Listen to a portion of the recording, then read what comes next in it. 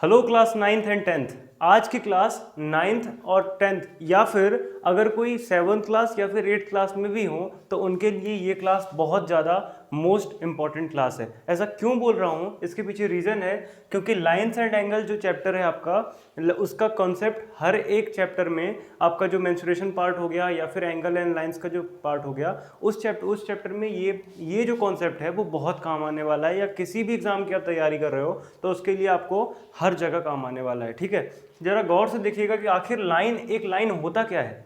ठीक है, लाइन क्या होता है, तो लाइन का जो शेप है कुछ इस तरह से लाइन का शेप होता है, जिसको हम ये जो एरो डिनोट करता है ना कि line has no fix point. ठीक है, लाइन के पास क्या होता है, कोई फिक्स पॉइंट नहीं होता है। इसका मतलब कि एक लाइन के पास टू एंडलेस पॉइंट होते हैं। क्या है, टू एंडलेस पॉइंट। ठीक है, टू एंडलेस पॉइंट का मतलब कि ये लाइन कहाँ तक जा रही है किसी को नहीं पता, और ये वाली लाइन कहाँ तक जा रही है किसी को नहीं पता। मतलब एक लाइन के दो मुंह होते हैं ना, मतलब एक मुंह किधर जा रहा है, एक मुंह किधर जा रहा है, किसी को कुछ नहीं पता है। अब देखिए कि आखिर इंटरसेक्टिंग लाइन क्या होता है।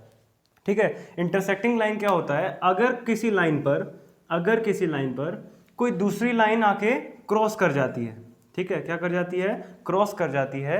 तो अभी तो इसमें एंगल बन रहे हैं, लेकिन अभी एंगल वाला कॉन्सेप्ट नहीं, अभी लाइन वाला कॉन्सेप्ट कर रहे हैं। ठीक है, अब देखिएगा कि अगर एक लाइन पर दूसरी लाइन इंटरसेक्ट कर जाती है तो दैट इज कॉल्ड, हम क्या कहते हैं कि वो एक इंटरसेक्टिंग लाइन है। ठीक है, और ये जो पॉइंट है ना, ये जो पॉइंट है, that point is called intersecting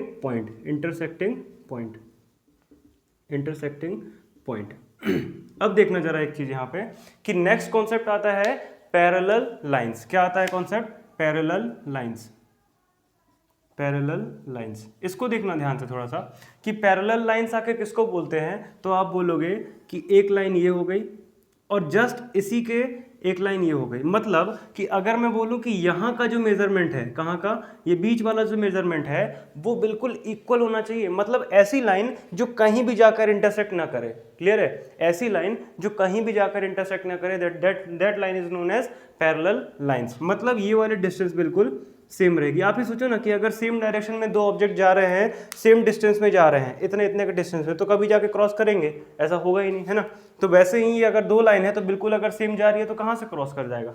तो ना क्रॉस करने वाली लाइन को ही हम क्या बोलते हैं, पैरेलल लाइंस। ठीक है, नेक्स्ट आता है आपका परपेंडिकुलर लाइन। क्लियर, क्या है, परपेंडिकुलर वाला कॉन्सेप्ट आता है। देखना जरा यहाँ पर परपेंडिकुलर। ठीक है, अब देखने जा रहे हैं यहाँ पे कि परपेंडिकुलर क्या होता है। तो जैसे आप देखो कि एक लाइन है ना, ये एक लाइन, अब इस लाइन के ऊपर एक लाइन आके इस तरह से ड्रॉप हो गई। क्लियर है, इस लाइन पे आकर एक लाइन ड्रॉप हो गई और आप देख रहे हो कि बिल्कुल सीधा एंगल बना है ना। तो अब देखो कि यहाँ से जो 90 डिग्री का एंगल बना है ना, यहाँ से जो 90 डिग्री का एंगल बना है, तो यहीं पर देखो कि अगर एक लाइन ये है, इस लाइन के ऊपर एक लाइन बिल्कुल सीधी आके ड्रॉप हो जाए, तो आप बोलोगे कि यहाँ पर एक 90 डिग्री का 90 डिग्री का एंगल बन गया, और यही कहलाता है क्या, परपेंडिकुलर। मतलब इस लाइन के ऊपर क्या है, एक लाइन गिरने से क्या हो गया, बिल्कुल स्ट्रेट लाइन रहना चाहिए, 90 डिग्री का कोण बनना चाहिए यहाँ पर, है ना।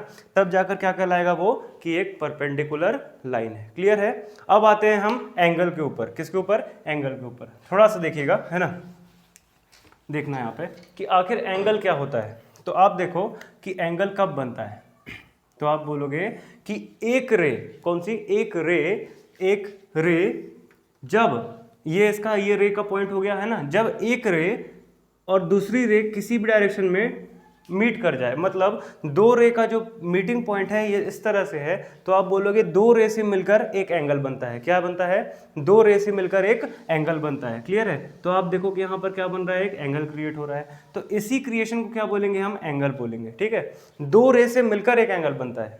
ठीक है, दो रे से मिलकर एक एंगल बनता है।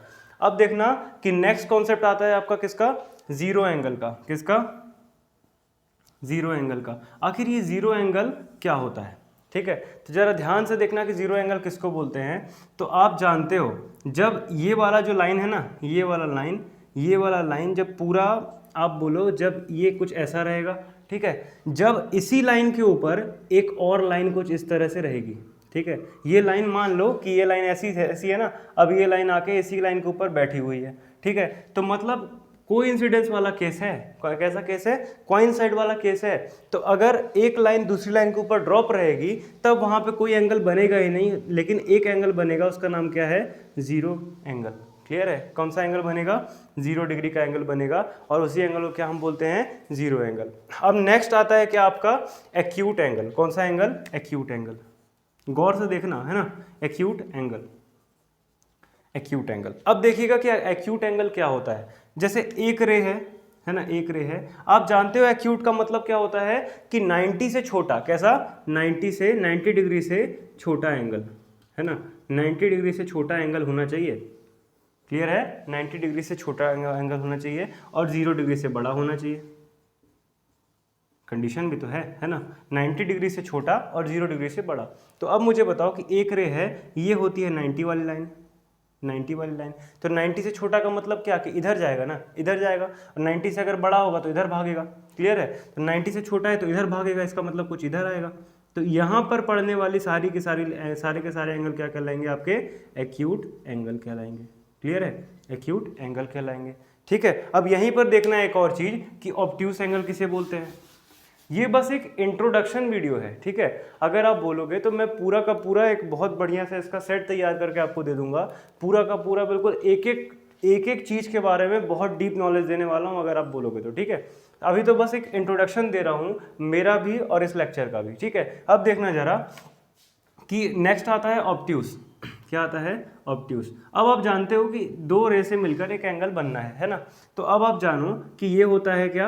90 डिग्री का। तो मुझे बताओ कि 90 से छोटा इधर जा रहा है, राइट साइड में जा रहा है, राइट साइड में घुस रहा है, तो क्या बोलोगे कि ये 90 से छोटा जा रहा है ना। और अगर राइट साइड, अगर लेफ्ट साइड में आ रहा है, इस साइड में आ रहा है, तो आप क्या बोलोगे? ये 90 से बड़ा हो रहा है।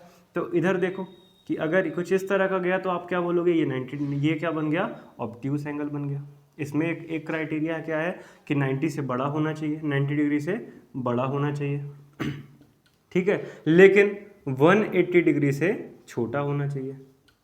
क्लियर है? 90 से बड़ा होना चाहिए और 180 डिग्री से छोटा होना चाहिए। अब एक और चीज़ देखो यहाँ पर कि नेक्स्ट आता है तुम्हारा क्या? Straight angle. कौन सा एंगल? Straight angle. बस यहीं पे फिनिश करते हैं इसको, है ना। स्ट्रेट एंगल, स्ट्रेट एंगल क्या होता है? आप जानते हो ना कि 90 से बड़ा हो गया तो ऑब्ट्यूस हो गया, 90 से छोटा हो गया तो एक्यूट हो गया।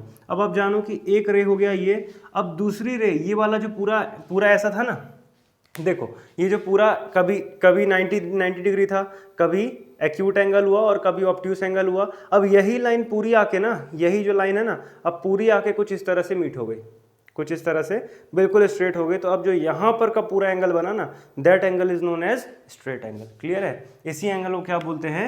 Straight angle. तो ये यहाँ पर हुआ, तो ये पूरा का पूरा जो एंगल बना ना बेटा, वही कहलाया क्या? 180 डिग्री का। क्लियर? और यहीं पर जब आप रिफ्लेक्स एंगल की बात करोगे तो और बढ़ जाएगा नीचे में, ठीक है। तो आते हैं हम इसका नेक्स्ट टॉपिक लेकर, इस टॉपिक में इतना ही रहने देते हैं। तब तक के लिए goodbye and take care. Okay.